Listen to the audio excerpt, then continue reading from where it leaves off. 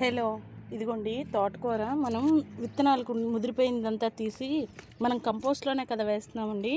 దానివల్ల ఇగో ఎందులో పడితే అందులోనే ఎంత బాగా అంటే తోటకూర అంత బాగా వచ్చిందండి. మంచిగా వచ్చింది. చూడండి ఎంత ఫ్రెష్గా ఉందో. ఇదిగోండి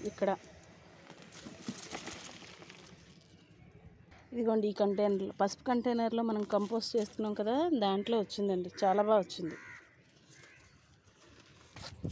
ఇగోండి ఈ గులాబీ మొక్కల్లో విత్తనం ఎగిరి పడితే చాలు తోటకూర, దానికి అదే మనం ఎటువంటి ప్రికాషన్స్ తీసుకోక్కర్లేదు, చాలా బాగా వస్తుంది.